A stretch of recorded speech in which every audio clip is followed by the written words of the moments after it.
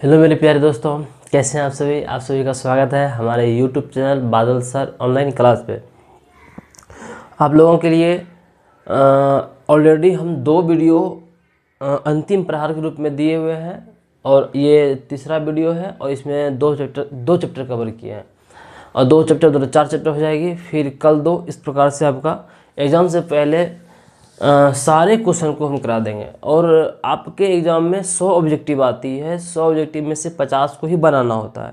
हम भी आपको लगभग 100 से 105 ऑब्जेक्टिव कराएंगे इसी 100-105 में से ही पूछेगा। 100 ऑब्जेक्टिव आपको पूछेगा, या तो सेम डाटा, कुछ क्वेश्चन में तो सेम डाटा मिल जाएगी आपको और कुछ क्वेश्चन ऐसा भी रहेगा जो सेम टाइप का पूछा जाएगा। ठीक है, तो आप रेगुलर बेसिस पे टोटल हम जितना भी वीडियो दे रहे हैं आप देख लीजिए, आपके लिए बहुत ज़्यादा यूजफुल रहेगी। तो चलिए इसी बेस पे अब हम लोग शुरू करते हैं। तो आज जो हम आपका चैप्टर लिए हुए हैं 2 चर वाले रैखिक समीकरण और 1 चर वाले होते हैं द्विघात समीकरण। ठीक है, तो द्विघात समीकरण, ऐसे द्विघात समीकरण में भी 2 चर होते हैं, लेकिन इसमें अलग चर होते हैं, इसमें भी एक ही चर होते हैं। इसमें 2 मान निकलते हैं और इसमें अलग अलग 2 मान निकलते हैं। तो चलिए, तो इसमें 2 चर वाले रैखिक समीकरण, और पहले हम द्विघात समीकरण को आपको ले लेते हैं, उसके बाद फिर इसको ले लेंगे। उसके बाद आप लोगों के लिए इस शुरू से इसमें थ्योरी, पहले हम थ्योरी पढ़ा देते हैं। इसका थ्योरी पढ़ाने के बाद फिर हम आपको ये कराते हैं। ठीक है, तो चलिए ध्यान दीजिए। तो बाबू हम लोग अभी द्विघात समीकरण को देखते हैं पहले। तो द्विघात समीकरण में क्वाड्रेटिक इक्वेशन और एक लीनियर इक्वेशन, क्वाड्रेटिक इक्वेशन और एक लीनियर इक्वेशन। तो मेरी बातों को आप ध्यान से सुनिएगा।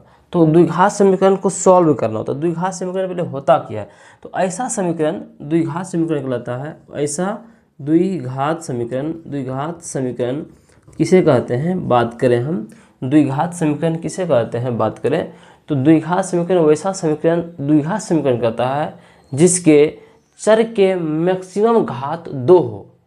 चर के मैक्सिमम घात 2 हो। इस तरह ऑब्जेक्टिव भी पूछ लिया जाता है कि द्विघात समीकरण निम्न में से कौन सा द्विघात समीकरण है। तो जिसके ये तो हुआ चर का महत्तम घात 2 हो तो उसे हम द्विघात समीकरण कहते हैं। ठीक है ना, और चर का महत्तम घात 2 हो, इस तरह अगर मैक्सिमम घात 2 हो तो द्विघात, अगर 3 हो तो त्रिघात। हम पढ़ाए थे बहुपद पढ़ाने टाइम। लेकिन तो ये अगर x² + 5 है, मान लिया जाए ये द्विघात, ये बहुपद है, लेकिन अगर इसमें 0 लग जाए, बराबर में 0 लग गया तो ये समीकरण बन जाता है। मतलब द्विघात बहुपद द्विघात समीकरण में ज़्यादा फर्क नहीं है। लेकिन अगर द्विघात बहुपद क्या होता है, वैसा बहुपद जिसके चर के महत्तम घात 2 हो, द्विघात बहुपद कहते हैं। और समीकरण में क्या होता है कि चर के महत्तम घात भी 2 हो, द्विघात समीकरण कहलाता है। लेकिन द्विघात समीकरण होता है क्या है कि ये तो टोटल जो होता है 0 के बराबर होता है, टोटल 0 के बराबर किया जाता है। और द्विघात समीकरण की पहचान भी यही, जैसे हम ये लिखे हुए हैं 3√3x² + √2x - 1, यहाँ से यहाँ तक द्विघात बहुपद है। लेकिन जब इसको 0 के बराबर कर दिए, तो ये द्विघात समीकरण बन गया। तो आपको यहाँ अंतर समझ में आ गई। पहली बात। दूसरी बात, द्विघात समीकरण कहते किसे हैं, जिसका चर के महत्तम घात 2 हो तो उसे हम द्विघात समीकरण कहते हैं। ठीक है, ये भी समझ में आ गई होगी। उसके बाद द्विघात समीकरण से रिलेटेड आपको कुछ कन्फ्यूजन रहती है। अब कन्फ्यूजन क्या रहती है, हम आपको सारे बात बताते हैं। आपकी कन्फ्यूजन को हम पकड़ रहे हैं और आपको बता रहे हैं। इसमें क्या कन्फ्यूजन रहती है कि इसमें बोल देता है कि शून्यक ज्ञात करें, बच्चा कन्फ्यूज शून्यक क्या है। इसमें पूछ देता है मूल ज्ञात कीजिए, बच्चा कन्फ्यूज मूल क्या है। कभी मान पूछ देता है। तो बाबू आपके द्विघात समीकरण, ये द्विघात समीकरण है, इसमें बोल देगा मूल ज्ञात कीजिए, तो मतलब यही है इसके मान को पूछ रहा है, इसके मान क्या आएगा। शून्यक पूछ रहा है तो भी वही बात है कि शून्यक पूछ रहा है, मतलब इसके 2 शून्यक होते हैं। द्विघात आपको बताए थे बहुपद में कि द्विघात बहुपद के 2 शून्यक होते हैं, त्रिघात के 3 शून्यक होते हैं, चतुर्घात के 4, पंचघात के 5। उसी प्रकार ये जो होता है द्विघात के 2 शून्यक होते हैं। इसको 2 शून्यक पूछ लेगा तो भी वही बात है। दो मूल पूछ लेगा तो भी वही बात है, दो मान पूछ लेगा तो भी वही बात है। समझ में आ गई क्या? उसके बाद द्विघात समीकरण के मान कुछ समान आ जाते हैं, कुछ असमान आते हैं, कुछ तो निकल ही नहीं पाता है। अब इसका रीजन क्या है कि ये क्या है, ये द्विघात समीकरण के मूल समान आना, असमान आना या निकलना ही नहीं, तो ये क्या है समझिए। आप बताते हैं आपको, जब आप किताब में या कोई टीचर के द्वारा पढ़े भी होंगे कि द्विघात समीकरण d = 0 आ जाए तो इसे बोलते हैं हम लोग क्या, इसे बोलते हैं मूल समान, वास्तविक और समान। जब d जो है ना 0 से बड़ा हो, d 0 से बड़ा हो तो ये वास्तविक तो है लेकिन असमान है। और ये d जो है ये 0 से भी छोटा हो जाए तो अब बताइए, कोई चीज़ अगर 0 से छोटा हो गया, कोई चीज़ 0 से भी छोटा हो गया, 0 से भी छोटा, समझ रहे क्या, उसका कोई वैल्यू नहीं, एक तो 0 ही कोई वैल्यू नहीं है, उसके बाद भी उसे छोटा हो जाए तो उसका कोई अस्तित्व नहीं है। इसीलिए उस द्विघात समीकरण का कोई अस्तित्व नहीं होता है, वो द्विघात समीकरण काल्पनिक कहलाता है। क्या कहलाता है? काल्पनिक। समझ में आ गई क्या? समझ में आ गई क्या? फिर से मैं एक बार बोल दें। चलिए, हम क्या बोले, आप लोग पढ़े होंगे, हम इस चीज़ को रिवीजन करा रहे हैं, यानी कि हम आपको सिखा रहे हैं रिवीजन। और इसमें कुछ चीज़ें ऐसा होगा आपको कंसेप्ट क्लियर करेंगे, जो आपका कंसेप्ट क्लियर नहीं रह गई, ठीक है। तो हाँ, कंसेप्ट के लिए है कि d जो होता है बराबर 0 जब भी आए। अब d क्या होता है ये भी हम बताएंगे, पहले भी समझिए d क्या होता है, हम ये भी समझाएंगे आपको। तो d बराबर 0 माना जाए तो हम कहते हैं कि द्विघात समीकरण के मूल समान है और वास्तविक भी है। और ये क्या है, अगर 0 से बड़ा हो गया तो वास्तविक तो है लेकिन क्या है, समान नहीं है, और ये काल्पनिक कहलाता है। तो इसमें चलिए आप लोगों को थोड़ा सा हम समझाने का कोशिश करते हैं, इसमें थोड़ा सा हम आपको समझाने की कोशिश करते हैं कि एक द्विघात समीकरण लेते हैं, जैसे हम x² + 5x, हाँ 5x + 6 ले लिए। तो इसमें देखिए हम 2 मान आएगा, इसमें द्विघात समीकरण के 2 मान आएंगे, हाँ बराबर हम 0 लेते हैं, 2 मान आएंगे। तो ये 2 मान क्या आएगा, उसके बाद हाँ द्विघात समीकरण। और इसमें भी हम आपको द्विघात बहुपद बता रहे थे, उसमें भी आपको बताए थे शॉर्टकट में बनाने के लिए, ऑब्जेक्टिव को निकालने के लिए। इसमें भी हम बता रहे हैं आपको, फिर से सीखिए हमसे कि द्विघात समीकरण को सॉल्व, एक नंबर अगर मैं क्वेश्चन पूछ दे सॉल्व करने दे तो हम लोगों को क्या करना है बाबू, सॉल्व पूरा गुणनखंड से नहीं सॉल्व करना है, गुणनखंड विधि लगा के या मूल विधि लगा के, सूत्र लगा के -b + -√b² - 4 से नहीं लगाना, उतना नहीं। हमारे मेथड से सीखिए तो बहुत इजी सीख जाइएगा आप। 6 यहाँ पे है ना, यहाँ पे नहीं कुछ तो 1 है, 6 गुना 1 की जगह कितना हुआ 6। 6 को ऐसा तोड़ दीजिए ना कि अब 5 आ जाए, तो 2 से तोड़िएगा 3, तो 6 2 3 और 2 क्या हो गया 5। तो इसका मतलब ये 2 और 3 को जोड़ देंगे ना तो 5 पूर जाएगा, तो हो गया। और यहाँ जो भी रहता है ना उससे हम भाग दे देते हैं। यहाँ पे क्या था बाबू, 1 था, तो 2 में 1 से भाग देंगे 2 ना होगा, और 3 में 1 से भाग देंगे 3 हो जाएगा। बात तो सही है सर जी। अब क्या 2 3 आंसर है क्या, नहीं, इसका साइन को सिर्फ चेंज कर दीजिए आप, आंसर पूरा जाएगा। तो साइन को हम चेंज कर दिए, हो गया आंसर। समझ में आ गया क्या, बहुत शॉर्ट बहुत। तो आप देखिए कि द्विघात समीकरण दिया आपको, इसमें आपको क्या आया, इसमें आपको 2 मान आया, लेकिन क्या ये दोनों क्या है, 2 मान आया, क्या ये दोनों क्या है, समान है क्या, असमान है।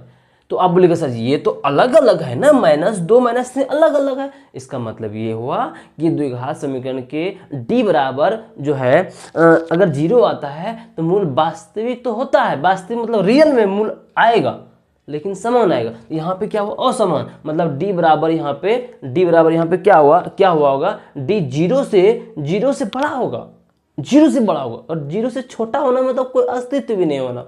तो d जो है 0 से क्या है, 0 से बड़ा है, इसलिए 2 मान तो आया लेकिन ओ अलग अलग आया, ओ समान नहीं आया। तो कुछ द्विघात समीकरण ऐसे होंगे जिसके मूल समान आएंगे और कुछ ऐसे होंगे जिसके मान असमान आएंगे। समझ में आ गई क्या, जिसका अलग अलग आया तो वो कहलाता है मूल वास्तविक असमान, और जब समान दोनों मान सेम आ जाए तो क्या कहलाएगा, मूल वास्तविक और समान। क्या समझ में आ गई आपको, क्या समझ में आ गई क्या। चलिए इसको मिटा देते हैं। अब शॉर्ट से भी सीख चुके हैं। उसके बाद अब इसमें कुछ सूत्र कंसेप्ट होता है कि ये इसको चेक करना है कि x square plus 5x plus 6 बराबर 0, इस ये वास्तविक में है या नहीं है। तो इसके मूल का अस्तित्व चेक करना है। जब मूल के अस्तित्व को कैसे चेक करते हैं, तो d बराबर हम लोग सूत्र जानते हैं बी स्क्वायर माइनस 4ac जब हम निकाल लेते हैं तो ये मूलों के अस्तित्व को, ये मान के अस्तित्व को चेक करते हैं कि कैसा है। तो ये इस समीकरण को इस सूत्र से हम मूल के अस्तित्व को चेक करते हैं। जब मूल के अस्तित्व को चेक करेंगे तो उसी से पता चलेगा कि मूल बराबर है या मूल बराबर नहीं है, समान है कि असमान है, वास्तविक है कि काल्पनिक है, ठीक ना। तो चलिए, तो हम आप लोगों को चेक करके बताते हैं। b की जगह पे कितना 5 का स्क्वायर 25, घटाओ 4 है ना, 4 दीजिए। a का जगह पे 1 और c की जगह पे 6, तो देखिए 6 चौके 24 गुना 1 24, तो 25 में 24 गया 1, अर्थात ये हुआ कि d का मान जो है 0 से बड़ा है। d का मान कितना निकला, d का मान निकला 1। देखिए d बराबर कितना आया बाबू 1।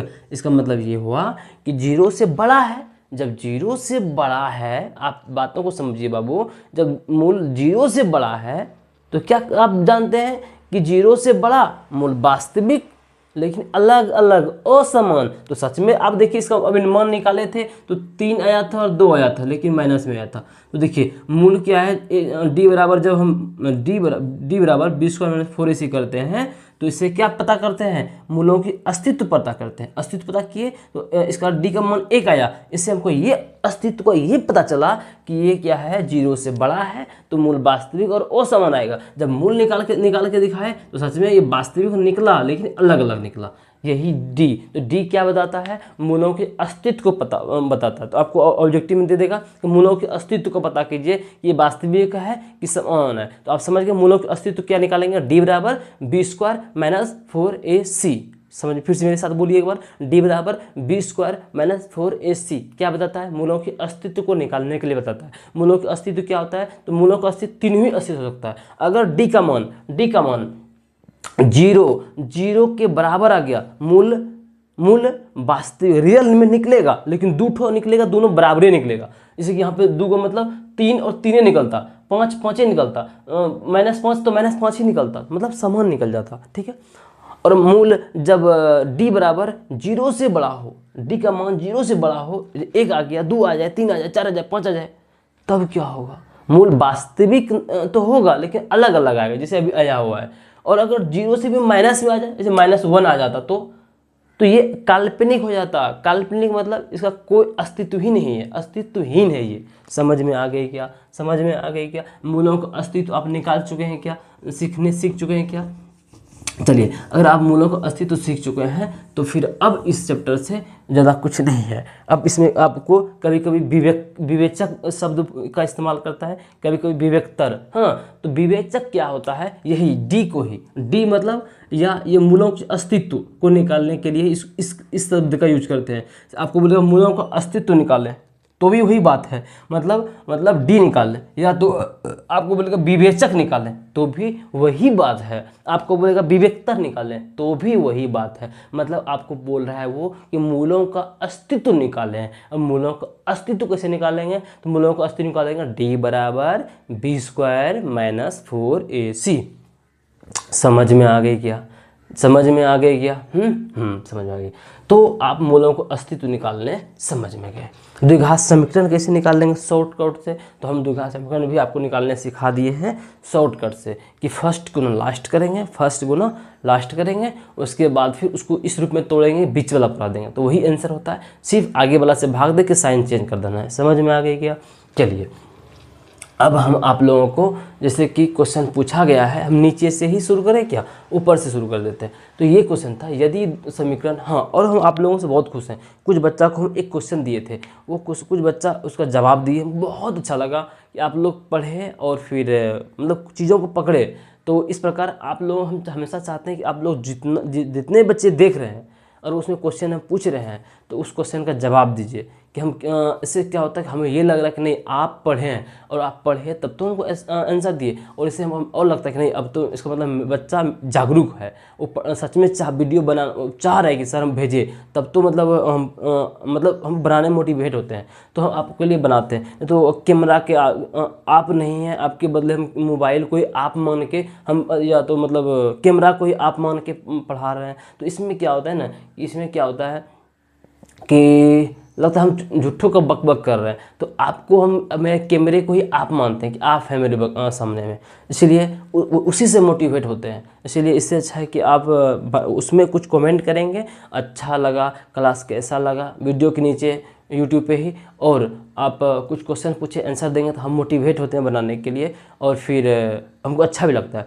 और जितने भी दोस्त हैं सबको भेजिए, ताकि इस यही 100 में से आपको क्वेश्चन पूछेगा, फिर उस समय पछतावा ना हो कि काश बाल सर का वीडियो देख लेते हो। ठीक है, आप एक बार सबके साथ शेयर कीजिए, ठीक है, और सबको एक बार हो सके तो चैनल को सब्सक्राइब करने बोलिए, आप भी कीजिए। कोई दोस्त है, किसी चाचा का चाची का मोबाइल का फ़ोन है, उससे भी सब्सक्राइब कीजिए चैनल, ताकि जिससे कि सब्सक्राइबर बढ़ेगा तो और मन मोटिवेट हो जाएंगे हम वीडियो बनाने को लेकर। ठीक है ना, चलिए थैंक यू। देखिए अब यहाँ पे तो ये हो गया। अब देखिए क्या हुआ कि हम लोग इस क्वेश्चन को देखते हैं। यदि समीकरण इतना बराबर 0 का एक मूल है, अक्सर इस देखिए हम वही क्वेश्चन सिलेक्टेड लाए हैं जो कि आप लोगों को कन्फ्यूजन कर सकता है, बाकी ज़्यादा क्वेश्चन नहीं लाए हैं, और बाकी तो हम आपको इतना कंसेप्ट ही दे देंगे कि आपको कन्फ्यूजन नहीं रहेगा। ठीक है, तो देखिए ये क्वेश्चन में अक्सर बच्चे लोग छोड़ देते हैं, या तो कन्फ्यूजन होके मतलब कन्फ्यूजन हो जाते हैं, तो क्वेश्चन को छोड़ना नहीं। ठीक है, देखिए क्वेश्चन क्या कह रहा है। क्वेश्चन है कि ये द्विघात समीकरण दिया हुआ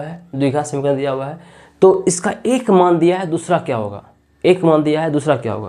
तो क्वेश्चन बहुत इजी है, लेकिन बच्चा लोग बहुत लॉन्ग चला जाता है। देखिए क्या है, 3x² हाँ -10x प्लस क्या है, +3 है और बराबर 0 है। इसका द्विघात समीकरण कितना मूल आएगा, तो इसका 2 मूल आएगा, या 2 शून्य का आएगा, 2 मान आएगा, तो 2 मान आएगा, तो एक मान दिया है कितना, 1/3, और एक ठो और पूछ रहा है। इसको अब इसका गुणनखंड करके निकाल लीजिए तो भी आंसर आएगा। इसको हम जो शॉर्ट ट्रिक बताए हैं, इसके गुना कीजिए, 3 तिया 9, 3 तिया 9, तो 9 को ऐसा तोड़िए ना कि 10 पुर जाए, तो 9 1 10, 9 1 10 हो गया ना। 9 और 1 इसमें माइनस पुरना, दोनों में माइनस लगा दीजिए, 9 दोनों में माइनस लगा दीजिए, तो 9 देखिए 9 को ऐसा तोड़िए ना कि हमको गुना करें तो 90 पूरे, और जोड़ें घटाएं तो 10 पुर जाए, तो 9 एकम 9, और फिर देखिए फर्स्ट गुना लास्ट करते हैं ना, 3 तिया 9 करते हैं, 9 तो 9 को आप किससे तोड़िएगा, 9 को तोड़िएगा किससे, 1 से भी तोड़ सकते हैं, 9 एकम 9, तो वही 1 से तोड़ दिए तो 10 पूर्व हो गया। अब आगे वाले से भाग देते हैं ना, तो आगे वाला से भाग दे दिए तो क्या हो गया, यहाँ हो गया -3, यहाँ -1/3। लेकिन क्या होता है, हम बताए थे आपको साइन चेंज कर दीजिए, ये -3 है तो आंसर आएगा 3, -1/3 है तो आंसर आएगा 1/3। तो आपको एक मूल दिया था 1/3, दूसरा मूल क्या होगा 3, इससे भी बना सकते हैं आप एक मेथड। दूसरा मेथड आप लोगों को हम बताए थे, दूसरा मेथड में द्विघात बहुपद जब पढ़ाया अगला वीडियो में, तो आपको बताए थे कि शून्यक का गुणनफल, या मूलों का योग, या मूलों का गुणनफल का एक सूत्र होता है। जैसे मूलों का योग पूछे तो अल्फा प्लस बीटा, मूलों का योग बोले तो मूल तो 2 ही होता है, और उसमें अल्फा होता है वो बीटा होता है, अल्फा प्लस बीटा। बात देखिए 2 मूल आएगा, जो कुछ भी आएगा 2 मूल आएगा, 2 मान आएगा। जैसे एक मान 1/3 है, और एक मान अभी 3 आ रहा था, हाँ तो यही तो 2 मान है ना, 2 मान बोलिए उसको, 2 मूल बोलिए, 2 शून्यक बोलिए। ठीक है ना, बात एक ही है बाबू। तो यहाँ पे देखिए क्या हुआ ना कि 2 मूल है अल्फा प्लस बीटा, तो इसका अल्फा प्लस बीटा क्या जानते हैं हम लोग, तो इसका सूत्र होता है -b/a, -b/a होता है ना, तो -b का मान कितना है, b का मान है -10, ये x के आगे जो भी रहता है साइन समेत लेते हैं, तो -10/a, a की जगह कितना है 3, ठीक है ना। तो देखिए अब आप माइनस गुना माइनस कितना होगा प्लस, माइनस गुना माइनस प्लस कितना होगा 10/3, कितना होगा 10/3। तो आपको एक मान तो दिया है ना 1/3, तो एक ठो की जगह पे रख दीजिए आप -1/3 प्लस b बराबर कितना हो गया -10/3, ठीक है। अब देखिए ये प्लस में ना उधर जाएगा तो माइनस में, ये प्लस है उधर जाएगा तो माइनस में, तो अब b बराबर हम इधर लिख देते हैं। देखिए अब b बराबर तो b बराबर -10/3 तो पहले से है और ये प्लस में, उधर जाएगा तो माइनस में, -1/3। अब देखिए b बराबर, अब 3 तो कॉमन लीजिए, 3 क्या कीजिएगा, कॉमन लीजिएगा ना, तो कॉमन ले लेंगे हम 3। अब 3 से 3 में भाग दीजिएगा, नीचे वाला से नीचे वाला में भाग देते हैं। 1 गुना 10 10 माइनस, इससे इसमें भाग दीजिएगा, इससे इसमें भाग दीजिएगा। 1 गुना 1 1, ठीक है ना, कहीं गलत किए क्या रे। देखिए माइनस गुना माइनस प्लस, तो यहाँ प्लस हो जाएगा, ठीक है, प्लस, और यहाँ भी प्लस, ये भी प्लस। तो अब देखिए 10 में 1 गया 9, तो b बराबर हो गया 9/3 अर्थात 3। एक सेकेंड मेथड हुआ, क्या किए, मूलों का गुणनफल लगा लिए, मूलों का योगफल लगा लिए, -b/a सूत्र से एक मूल दिया तो एक मूल की जगह पे रख दिए, बाकी दूसरा मूल निकाल लिए। समझ में आ गई क्या, एक मूल दिया था और दूसरा मूल जो भी नहीं दिया था, दूसरा मूल b की जगह बीटा की जगह बीटा ही रख दिए और बीटा का मूल निकल गया 3। समझ में आ गया क्या। दूसरा मेथड, पहला मेथड क्या बताए आपको, शॉर्टकट से निकाल लीजिए, एक मूल दिया था दूसरा मूल अपने आप पता चल जाएगा। दूसरा मेथड हमें ये बताए कि आपको मूलों का योगफल से रख दीजिए एक मान, दूसरा मान अपने आप आ जाएगा। तीसरा मेथड भी सीख दीजिए हमसे। तीसरा मेथड क्या है कि आप मूलों का गुणनफल जानते हैं ना, मूलों का गुणनफल जानते हैं ना, मूलों का गुणनफल क्या होता है, अल्फा इंटू बीटा बराबर c/a, अल्फा इंटू बीटा बराबर c/a होता है ना। एक मूल तो दिया है आपका 1/3, अब बीटा को निकालना है, और c कितना है 3 और a कितना है 3, 3 से 3 गया 1, तो b बराबर, तो b 1/3 तो यहाँ पे है, ये है 1 और ये भाग में है 3, उधर जाएगा तो 1 के साथ गुना हो जाएगा, ठीक है ना। b गुना 1 बीटा गुना 1 बीटा, बीटा गुना 1 बीटा, और बराबर 3 एकम 3, तो बीटा का मान 3 आ गया एक लाइन में। ये भी आप कर सकते हैं। तो 3 मेथड सीखे आप। तो अब जब भी आप भूलिएगा नहीं, जब भी इस द्विघात समीकरण दे देगा, एक मूल देगा तो दूसरा मूल आपको जो अच्छा लगे, यही अच्छा लग रहा है हमको, अल्फा इंटू बीटा, मूलों का गुणनफल लगा लीजिएगा और डायरेक्ट निकाल लीजिएगा। और सबसे हम ट्रिक, आसान ट्रिक तो आपको ये भी हम बताया है कि फर्स्ट को लास्ट कीजिए, उसको अब ऐसा तोड़िए कि बीच वाला पूर जाए, उसके बाद के इससे ये वाला भाग दे, 3 से भाग दे दीजिए, और 3 से भाग देने के बाद फिर उसमें साइन चेंज कर दीजिए, मान आ जाएगा। आपको जो अच्छा लगे, हमको बेस्ट लग रहा है ये कि आप इसमें फंसिएगा नहीं। अल्फा इंटू बीटा लगाइए बराबर c/a, अल्फा का मान एगो मान दिया है तो दूसरा मान निकालना है, अपने आप निकल जाएगी, ठीक है ना। चलिए अब इसको मिटा देते हैं। और कभी कभी क्या करेगा, आपको 2 ठो मान दे देगा, 2 ठो शून्यक दे देगा, 2 ठो शून्यक दे देगा और बोलेगा द्विघात समीकरण को बनाए, 2 शून्यक दे देगा और बोलेगा द्विघात समीकरण क्या है। तो इसके लिए हम सूत्र बताए थे आपको, x² minus alpha plus beta into x plus alpha into beta बराबर 0। जब बराबर 0 दे दिया तो द्विघात समीकरण के लिए हो गया, बराबर 0 नहीं दिया तो द्विघात बहुपद हो गया। समझ में आ गई क्या। Thank you. अब आगे बढ़िए, चलिए आगे बढ़िए। अब ये समझ में आ गई। तो अब एक क्वेश्चन को आपको सॉल्व करा चुके हैं। दूसरा क्वेश्चन देखिए, ये क्वेश्चन आपको सॉल्व करा दिए हैं, एक मान दिया था दूसरा मान निकाल लिए। नेक्स्ट है द्विघात समीकरण, इसका a² + bx + c बराबर 0 है, और जहां आपको कह रहा है a बराबर 0 नहीं हो सकता है, b बराबर भी 0 नहीं हो सकता है, तो पूछ रहा है मूल होंगे। मूल मतलब होता है, देखिए द्विघात समीकरण के डायरेक्ट सूत्र, अगर मूल निकालने का सूत्र बताएं तो ये सूत्र होता है -b ± √b² - 4ac/2a। मतलब क्वेश्चन क्या कह रहा है आप समझिएगा, अगर समझना चाह रहे हैं तो यहाँ पे क्या है, ax² plus bx plus c बराबर है 0। तो आपको कभी कभी ये भी पूछेगा द्विघात बहुपद या द्विघात समीकरण का व्यापक रूप क्या होता है। ये देखिए तो यहाँ पर लिखा रहे क्या, यहाँ तक लिखे थे अभी हम, नहीं लिखाया, ढेर नीचे हो गया क्या। अच्छा, तो बच्चों को क्वेश्चन कुछ दिखा कि नहीं दिखा। अच्छा दिख गया होगा, अंदाज करते हैं दिख गया होगा। अगर नहीं दिखा होगा तो आप लोग बताइएगा, तो नेक्स्ट जब लेंगे तो इस क्वेश्चन को ले लेंगे, ठीक है ना, नेक्स्ट वीडियो में। अगर नहीं दिखा होगा आप लोग को तब दिख गया होगा या समझ गए होगा तो कोई दिक्कत नहीं है।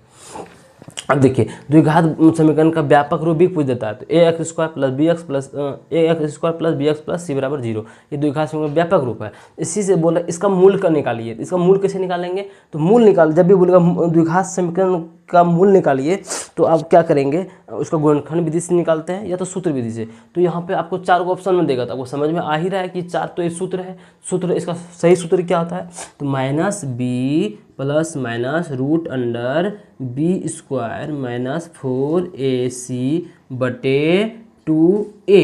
लेकिन बाबू कभी कभी आपको क्या करता है, आपको कन्फ्यूजन करने के लिए यहाँ पे minus B plus minus root under D बटे 2a कर देता है, तो आप हो जाएंगे कन्फ्यूजन। तो कन्फ्यूजन नहीं करना है। डी देखिए बी स्क्वायर माइनस 4ac को ही तो डी कहते हैं, इस बी स्क्वायर माइनस 4ac हमेशा डी के बराबर होता है, इसलिए इसके बदले कभी कभी इसको भी रख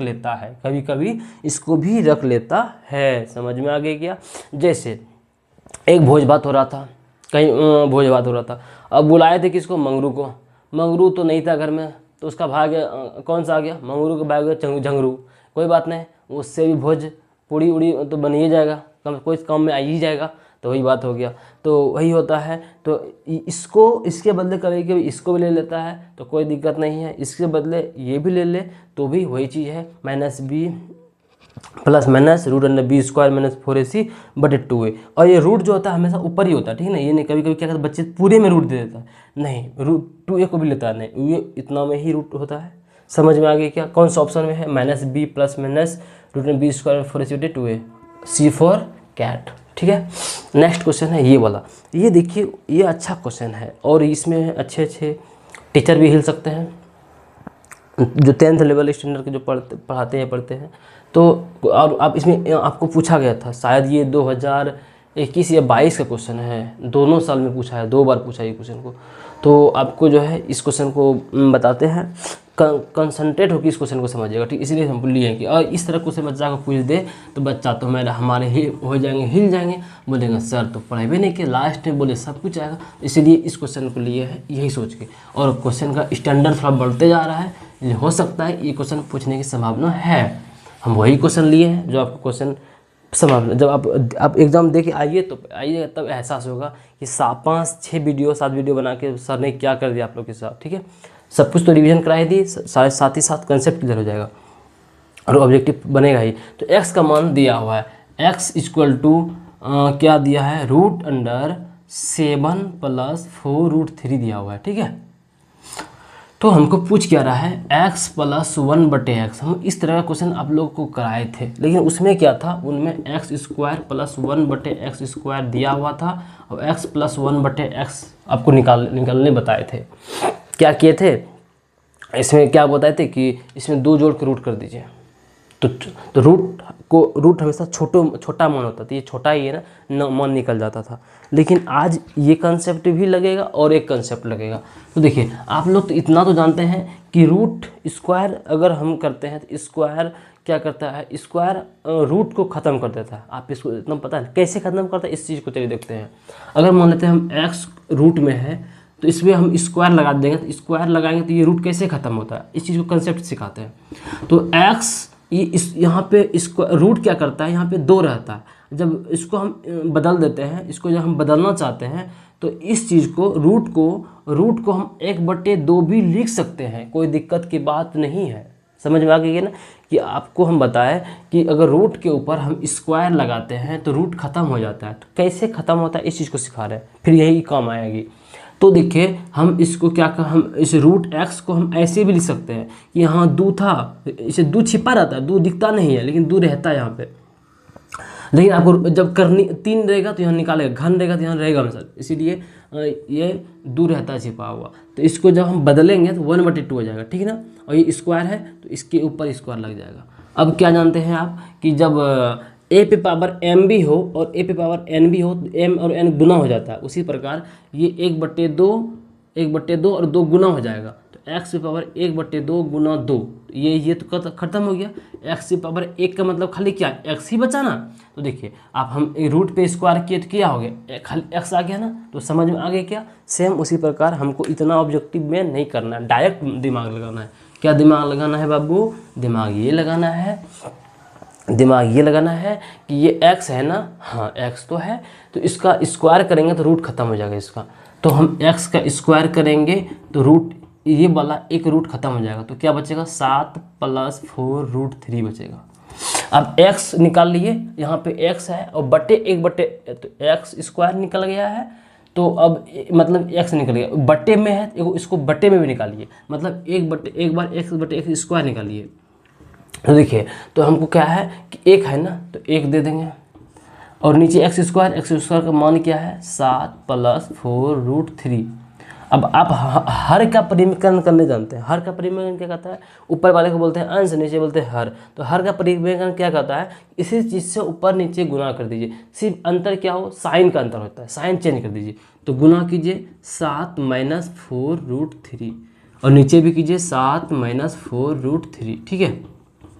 देखिए, तो इतना गुना 1 इतने आ जाएगा ना, तो 7 - 4√3 बटे कीजिएगा ना, तो ये देखिए a, यहाँ भी a, ये b, ये माइनस, ये प्लस, ये माइनस। एक सूत्र जानते हैं क्या, a + b × a - b क्या कहता है बाबू, a² - b², जानते हैं ना, a + b × a - b क्या होता है, a² - b²। तो a की जगह पे कितना 7, 7 का स्क्वायर 7 × 7 = 49 माइनस b² ना, तो b की जगह कितना 4√3, इसका स्क्वायर मतलब स्क्वायर क्या कहता है, x का स्क्वायर क्या कह रहा है हमको, x × x 2 बार, बात तो सही है। तो हमको जब b का स्क्वायर करना होगा तो b की जगह कितना, ये पूरा मान है, तो इसका स्क्वायर कर देंगे, तो मतलब वह 4√3 × 4√3 होगा, 2 बार होगा, बात तो सही है सर जी। अब 4 × 4 कितना 16, लेकिन √3 × √3 3, √3 × √3 3, √4 × √4 4, √5 × √5 5, √6 × √6 6, √7 × √7 7, √8 × √8 8।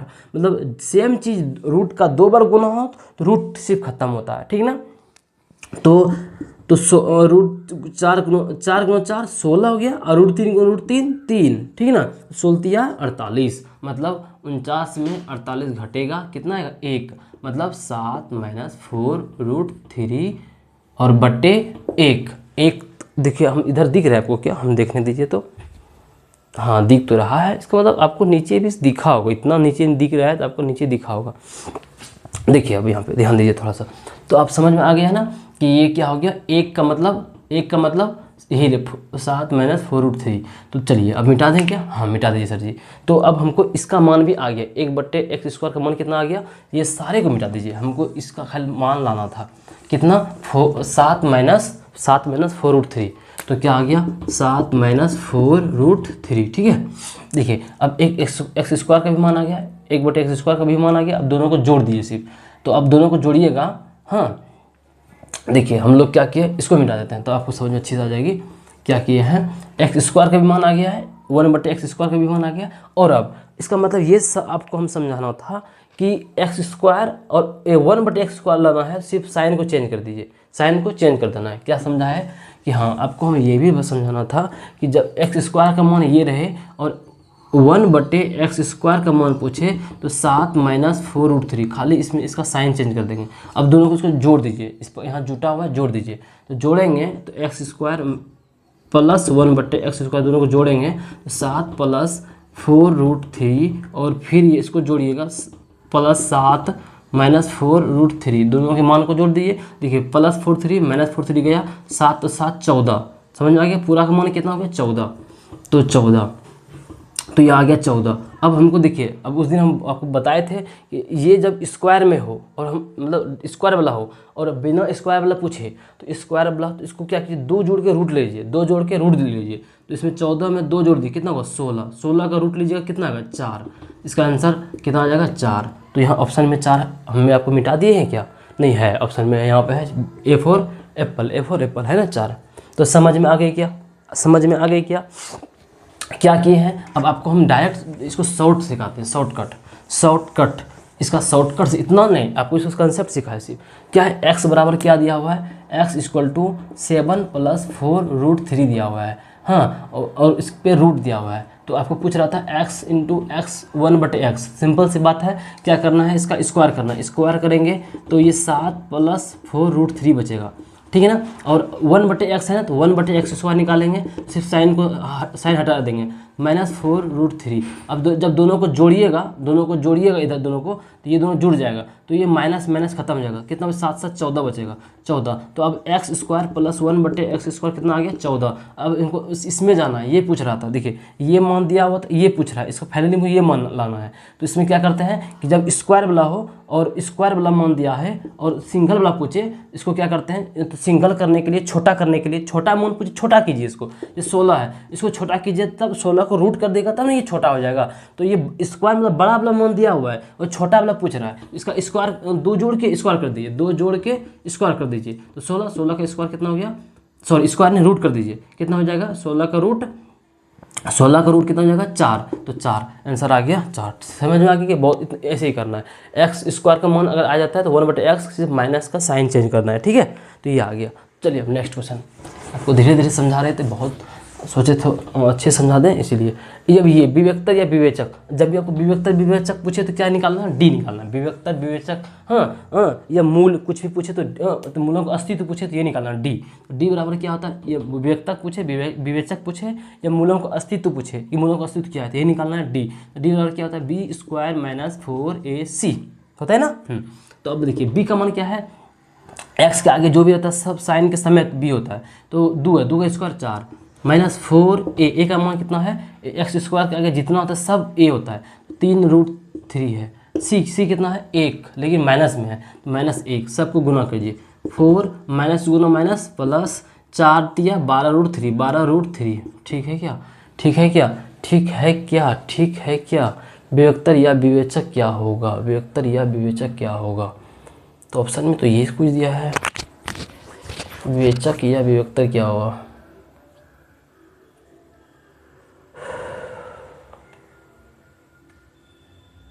√3 स्क्वायर प्लस 2x -1 बराबर 0। तो क्या होगा, कहीं हम लोग गलती किए क्या। तो 2 का स्क्वायर 4 माइनस -4, a का मान ये, c का मान -1 प्लस 12√3। तो अब हम लोग अगर कॉमन लें 4 को, तो 1 + √3 और 4 × 1 + 1 7.32, ठीक है। तो अभी यहाँ पे 4 × 2.73, तो अब गुना कर दीजिए, 4 × 2 मेरा 1, 7 × 14 15 5 मेरा 1, 7 × 9 और इतना 2 अंक मतलब 9.52। आंसर ही नहीं है, आंसर ही नहीं विवेक्तर विवेचक। हो सकता है इसमें कुछ डाटा जो है, ये डाटा कुछ गलत ले लिए हैं। इसको हम फिर से क्वेश्चन को देखते हैं, पहले आप नीचे लग देख लेते हैं, ठीक है, टेंशन मत लीजिए आप, इसको हम देख लेंगे, इसको देखते हैं। चलिए अब हम लोग क्या है बचा ये क्वेश्चन, ये क्वेश्चन भी बहुत इंपॉर्टेंट होता है, ये क्वेश्चन भी बहुत इंपॉर्टेंट होता है। इसको लिख लीजिए 3√3x² और क्या था ये पे, उसको इधर लिख लेते हैं कॉमन, क्या था अच्छा उस क्वेश्चन को हम देख लेते हैं, टेंशन मत लीजिए। ये देखिए x - y = 6। तो और क्या दिया हुआ है, दिया हुआ है x² + y² और बराबर 30। तो x × y पूछ रहा है, क्या पूछ रहा है, x × y पूछ रहा है, x × y पूछ रहा है ना। तो ये भी बहुत इजी है। कैसे इजी है बताते हैं, ये कैसे इजी है देखते हैं। तो हम लोग जो है इसको निकालना कैसे है, तो देखिए x - y है ना, तो x - y के सूत्र से निकालेंगे, ठीक है ना।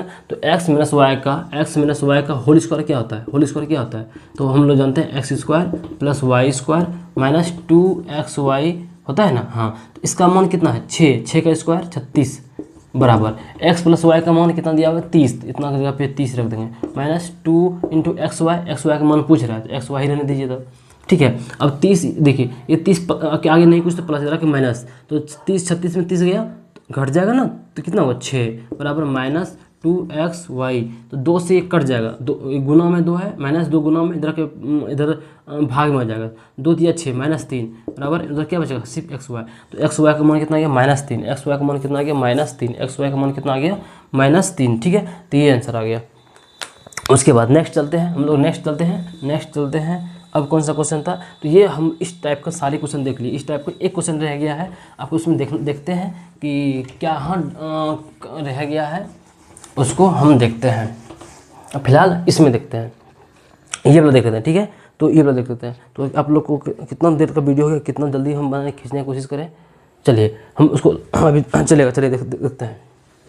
अब ये रहा दो चर वाले रैखिक समीकरण। दो चर वाले रैखिक समीकरण, दो चर वाले रैखिक समीकरण क्या है कि दो चर वाले किसे कहते हैं, दो चर वाले रैखिक समीकरण किसे कहते हैं, दो चर वाले रैखिक समीकरण क्या होता है, रैखिक समीकरण क्या होता है, समीकरण क्या होता है, इसको देखते हैं। दो चर जिसके जहाँ पे दो गो चर हो उसे क्या बोलते हैं, दो चर वाले रैखिक समीकरण। जहाँ पे दो गो चर हो उसे क्या बोलते हैं, दो चर वाले रैखिक समीकरण। दो चर वाले रैखिक समीकरण, ठीक है ना, दो चर वाले रैखिक समीकरण। अब क्या होता है ये कि वैसा समीकरण जिसमें चर दो हो, इसमें चर कितना हो, दो हो, से दो चर वाले एक्स भी हो और वाई भी हो और बराबर कुछ अचर पद हो। ये दोनों चर होता है, ये अचर बताए थे आपको। तो जिसमें दो चर हो उसे दो चर हो तो उसे दो चर वाले रैखिक क्यों कहलाता है, क्योंकि घात एक होता है। तो वैसा समीकरण दो चर वाले रैखिक समीकरण किसे कहते हैं, वैसा समीकरण जिसमें दो चर हो लेकिन दोनों का घात एक हो उसे हम दो चर वाले रैखिक समीकरण कहते हैं। तो समझ में आ गया क्या, इससे रिलेटेड क्या कंसेप्ट रहता है। इसमें क्या बोल देता है, इसमें आपको एक पूछता है कि समीकरण का हल कितने हैं, अनेक हल है, एक हल है। हाँ, यही इसका मेन कंसेप्ट होता है, अनेक हल है, एक हल है या कोई हल नहीं है। तो अगर एक हल है तो ग्राफ क्या होगा, प्रतिच्छेदी होता है, ये ऑब्जेक्टिव पूछता है। अगर अनेक हल है तो ग्राफ संपाती होता है, जब कोई हल नहीं है तो ग्राफ समांतर रहता है। तो इससे रिलेटेड यही पूछ लिया जाता है, ठीक ना। देखते हैं, अगर A1/A2 हाँ बराबर B1/B2 हाँ क्या हो, नहीं हो तो क्या होगा। तो अगर नहीं है A1/A2 बराबर नहीं है B1/A2 तो कहा जाता है कि एक हल होगा, एक हल होगा और एक हल निकलता भी है। इसमें इस चीज़ को देख के क्या कहा जाता है, एक हल होगा या अद्वितीय या अद्वितीय हल होगा, अद्वितीय होगा मतलब वही हुआ एक हल होगा। और जब एक हल होता है तो ग्राफ कैसा बनता है बाबू, ग्राफ बनता है मतलब एक हल में एक बार दो रेखा एक दूसरे को एक बार कट करेगा, इसे कट करेगा, प्रतिच्छेदी, इसको क्या बोलते हैं, प्रतिच्छेदी, छेदी बाबू, एक बार छेद देता है, ये छेदी बाबू क्या करेगा, एक बार इसको छेदेगा मतलब इसको काटेगा तो प्रतिच्छेदी रेखा बनेगा। क्या समझ में आ गई, क्या हुआ, ग्राफ कैसा बनेगा, प्रतिच्छेदी। आपको ये पूछता ही है कि अगर दो चर वाले रैखिक समीकरण, दो रैखिक समीकरण देगा और दोनों का ये वैल्यू आएगा A1/A2 बराबर होगा B1/B2 के नहीं होगा तो हल कैसा होगा, प्रतिच्छेदी होगा। कैसा होगा, हल होगा, एक हल होगा और ग्राफ प्रतिच्छेदी होगा। फिर दूसरा आएगा, ये दोनों A1/A2 बराबर तो आएगा B1/B2 के बराबर आएगा, लेकिन तीसरा वाला बराबर नहीं होगा। पहले ये बराबर नहीं हुआ, अब दूसरा बराबर नहीं होगा, इसके बराबर नहीं होगा। तब अगर इस टाइप का कंडीशन आता है तो इसका कोई हल नहीं है, कोई हल नहीं है। जब कोई हल नहीं है तो क्या करते हैं हम लोग, तब ये दो रेखा कहीं टच नहीं करेगा। एक हल था तो रेखा एक बार टच किया, अब कोई हल नहीं है तो रेखा समांतर जाएगा, कहीं टच नहीं करेगा। समांतर रेखा समांतर कहलाएगा, ग्राफ समांतर कहलाएगा, या रेखा कहीं न टच करेगा, एक दूसरे को कहीं टच ही नहीं करेगा, सीधा चला जाएगा। इसीलिए बोलते हैं कोई हल नहीं, कोई टच नहीं। एक बार टच करेगा तो एक हल, अनेक बार टच करेगा तो अनेक हल, कहीं टच नहीं किया तो कोई हल नहीं, ठीक है ना, ग्राफ ऐसा। अब इसका क्या होता है, A1/A2 बराबर हो जाए B1/B2। अब यहाँ से भी ये वाला चिन्ह, पहले यहाँ ये चिन्ह था तो एक हल, अब इसको छोड़ के यहाँ चिन्ह आ जाएगा तो कोई हल नहीं। अब इसको छोड़ के यहाँ भी वो हटिए जाए सरपट, तो अगर हर जगह बराबर हो जाए, जब हर जगह बराबर हो जाए तो बोलेंगे अनेक हल। क्या बोलेंगे बाबू, अनेक हल। और जब अनेक हल होता है तो रेखा क्या होता है, रेखा समपाती बोलते हैं। मतलब उसके अनेक बार उसको टच करेगा, उसके ऊपर हुबहू उसके साथ तो ऐसे हो जाएगा, ठीक ना, साथ अनेक बार टच करते हुए। देखिए एक रेखा तो एक समीकरण एक बार देखा जाएगा, दूसरा समीकरण दो बार रेखा, दोनों रेखा एक दूसरे के ऊपर एकदम चिपक जाएगा। मतलब अनेक बार टच किया, चिपकना मतलब अनेक बार टच हुआ। एक बार टच हुआ तो एक बार क्रॉस कर दिया, एक भी बार टच नहीं हुआ तो सिंपल निकल गया। अनेक बार टच हुआ तो उसके ऊपर पूरा ऐसे समपाती हो जाएगा। इसका इस तरह के मान को बोलते हैं समपाती, समपाती, ठीक है। इसको बोलते हैं प्रतिच्छेदी, छेदी। तो समझ में आ गए क्या, ये समझ में आ गए क्या, ये पूछ लिया जाता है 2 चर वाले रैखिक समीकरण का, ये ऑब्जेक्टिव में बहुत ज़्यादा पूछ लिया जाता है, ठीक है। तो चलिए अब आगे देखते हैं, अब आगे देखते हैं। तो ये तो हम लोगों ने कर लिया, ये तो हम लोगों ने देख लिए। और जो है दो चर वाले रैखिक समीकरण से विशेष कुछ नहीं पूछा जाता है। आप जानते होंगे इसका सॉल्व करने का प्रतिस्थापन विधि जानते होंगे, विलोपन विधि जानते होंगे। प्रतिस्थापन विधि एक का मान निकालते दूसरे में पुट करके निकाल देते हैं। विलोपन में किसी एक को कटाना होता है, मिलाना होता है, दूसरा मान निकालते हैं, तो फिर उसका मान दूसरे समीकरण में रख के निकालते हैं। प्रतिस्थापन विलोपन विधि, बजगुण विधि, तो ये सारे आप जानते होंगे। तो चलिए अब हम लोग क्या करते हैं, ये दिया हुआ है समीकरण युग्म इतना और इतना का अद्वितीय हल है, तो का कौन सा हल है, यही पूछ रहा है कौन सा हल है। पहला नंबर देख लें क्या, 2 रैखिक समीकरण के आलेख समांतर रेखाएं हैं। बोला कि 2 रैखिक समीकरण है, कोई भी 2 रैखिक समीकरण ax² + bx + c कुछ भी होगा, a2x² + b2x + c2 बराबर 0, ये कुछ भी है बराबर 0, कुछ 2 को दिया हुआ है। तो बोल रहा है रेखा तब क्या होगा, 2 रैखिक समीकरण के आलेख समांतर है। अगर ये समांतर है, बोला समांतर है, तो आपको अभी जस्ट बताएं, अगर समांतर हो तो कोई एक भी बार टच किया, एक भी बार नहीं, कोई टच नहीं किया, एक भी बार टच नहीं किया तो एक भी हल नहीं होगा, मतलब कोई हल नहीं होगा। एक भी हल नहीं मतलब कोई हल नहीं, कोई हल नहीं, समझ में आ गया। जब एक भी बार टच नहीं करे तो एक भी हल नहीं, मतलब कोई हल नहीं, तो कोई हल नहीं, 1 नंबर ए फॉर ऑल। तो समीकरण युग्म इतना तथा इतना का कौन सा हल है, अभी ये दे दिया। दूसरा नंबर क्वेश्चन क्या पूछ दिया, 2 समीकरण, इस बार 2 समीकरण दे दिए।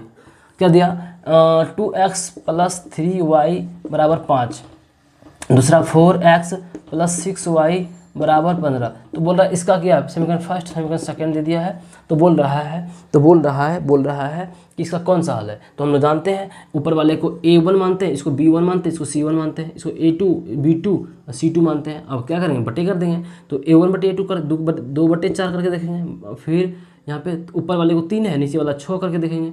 फिर 5 है और 15 है करके देखेंगे, ठीक है ना। कटाइए, 2 दूनी 4 1/2, 3 दूनी 6 1/2, 5 तिया 15 1/3। देखिए अब तो 1/2 इधर 1/2, ये दोनों बराबर हो गया था। बराबर क्या हो गया, 1/2 क्या हो गया, बराबर हो गया, ये दोनों बराबर। लेकिन इधर देखिए तो 1/3, ये दोनों बराबर हुआ नहीं, इसको बराबर नहीं हुआ। मतलब क्या कंडीशन आया, a1/a2 बराबर जो आया b1/b2 आया, और तीसरा बराबर नहीं हुआ c1/c2। तो आप बताइए इसका कौन सा हल है, इसका कौन सा हल, a1/a2 बराबर b1/b2 बराबर नॉट इक्वल टू c1/c2 हो तो कौन सा हल। तो यहाँ बताइएगा, आपको बताना है अद्वितीय हल होगा तो ए मारना है ऑप्शन कमेंट में, अनंत हल होगा तो ऑप्शन में मारना है बी, और कोई हल नहीं होगा तो ऑप्शन मारना है सी, और कुछ भी नहीं आपको समझ में आया तो ऑप्शन मारना है डी, ठीक है ना। डी ऑप्शन मारना है, ये आपके ऊपर छोड़ रहे हैं, ठीक है ना। चलिए तो अब नेक्स्ट क्वेश्चन, ठीक है। ये आपको ऑप्शन बताना है कि ये क्या होगा।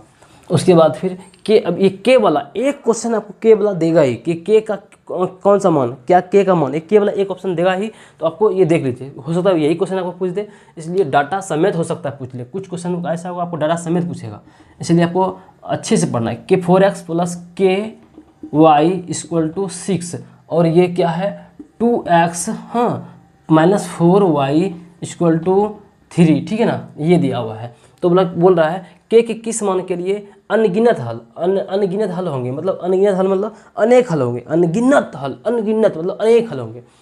तो अनगिनत हल का क्या कंसेप्ट है कि a1/a2 बराबर b1/b2 बराबर c1/c2 हो तो अनेक हल होते हैं। जब अनेक हल होते हैं तो रेखा अनेक बार टच करता है, मतलब चिपक के जाता है, मतलब संपाती बोलते हैं, ठीक है ना। तो a1 देखिए तो 4/2 और बराबर यहाँ पे क्या है के बटे यहाँ पे साइन समेत लेना -4, ठीक है ना।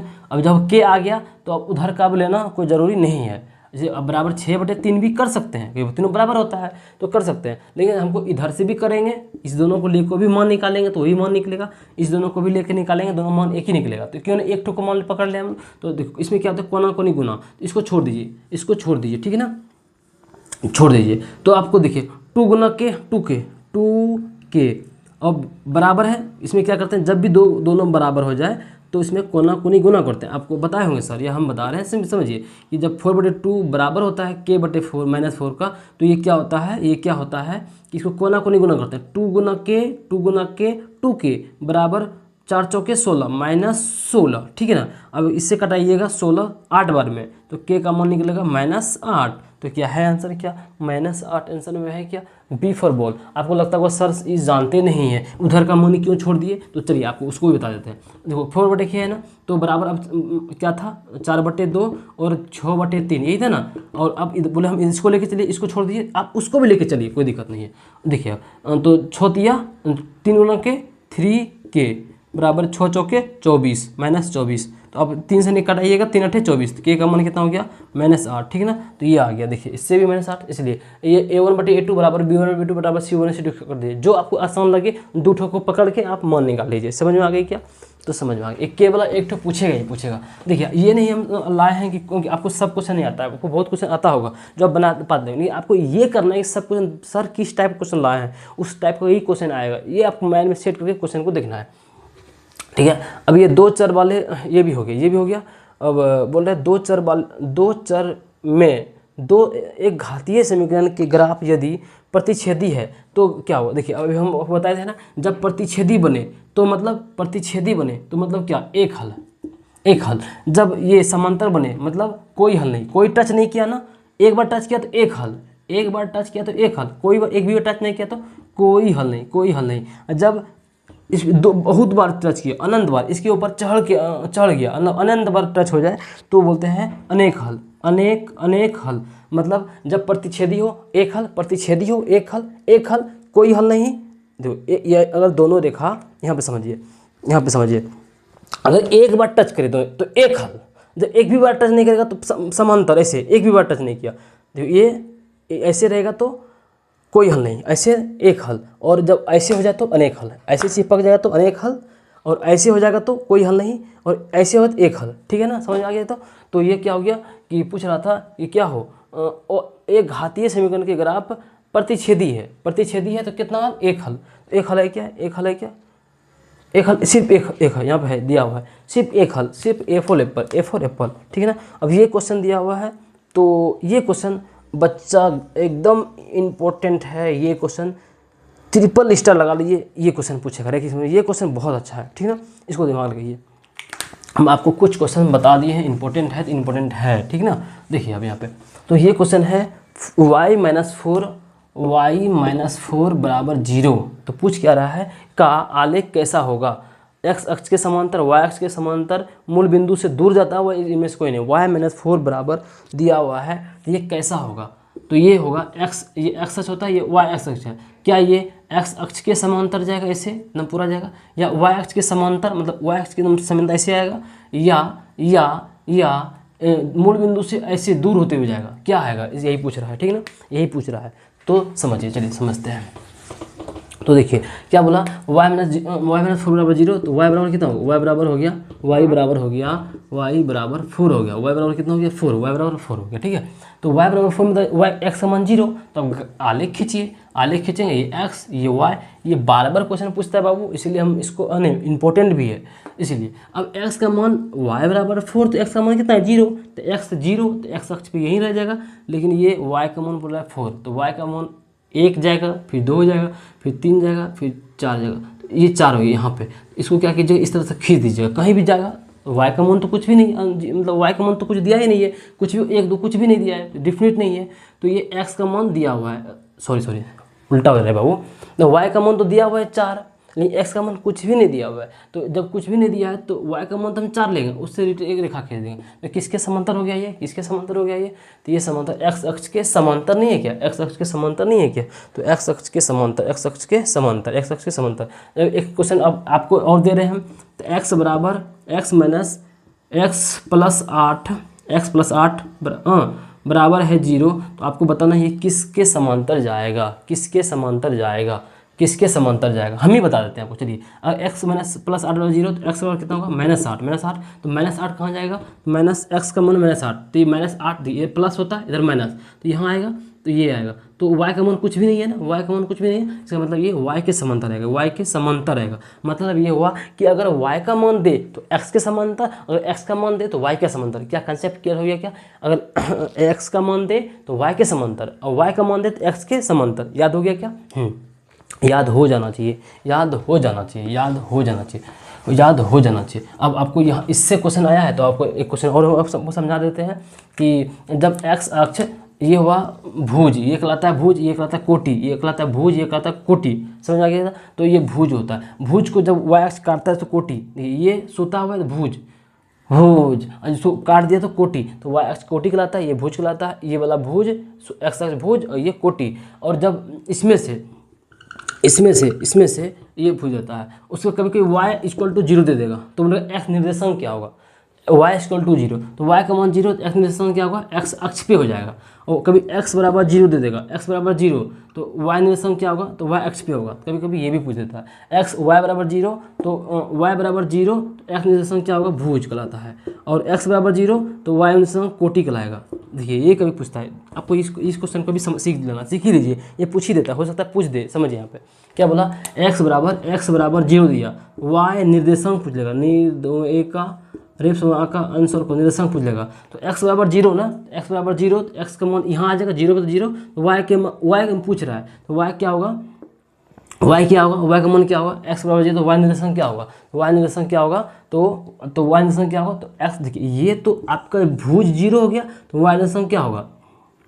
तो y निर्देशांक क्या होगा? तो कोटि क्या कहलाएगा? कोटि कहलाता है। क्या कहलाता है? कोटि, ठीक ना। और जब y बराबर 0, y का मान 0 दे दिया, तो y तो 0 दे ही दिया, तो बचा क्या? अब भुज का बचा, तो x निर्देशांक क्या कहलाएगा? भुज कहलाएगा। ये कंसेप्ट आप क्लियर कर लीजिए। x का मान 0, तो मतलब भुज 0 दे दिया, तो y निर्देशांक कोटि हो जाएगा, ये कोटि हो जाएगा। और जब y बराबर 0 दे दिया, y बराबर जब 0 दे दिया, तो x निर्देशांक भुज कहलाएगा। समझ में आ गया क्या?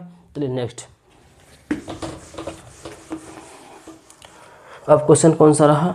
तो k के किस मान के लिए समीकरण इतना का अद्वितीय हल मतलब एक हल है। तो k के किस मान के लिए एक हल का क्या होता है? a1 बटे a2 बराबर नहीं होगा जब b1 बटे b2 के, तो एक हल होता है। कितना होता है? एक हल। देखिए अब यहाँ पे क्या दिया है? kx प्लस 2y बराबर 5, दूसरा दिया हुआ है 3x और 3x plus Y equal to 1, ठीक है, ये दिया हुआ है। तो आप पूछ क्या रहा है? आपको पूछ रहा है अद्वितीय हल। अद्वितीय हल मतलब a1 बटे a2 नहीं है बराबर b1 बटे b2 के। तो देखिए k बटे 3 बराबर नहीं होगा 2 बटे किसके? यहाँ पे हुआ कि नहीं कुछ, तो 1, तो बराबर तो सही में नहीं है। तो देखिए अब k गुना 1 k गुना 1 k बराबर नहीं होगा 3 दूनी 6, और k का मान 6 होगा, तो ये क्या होगा?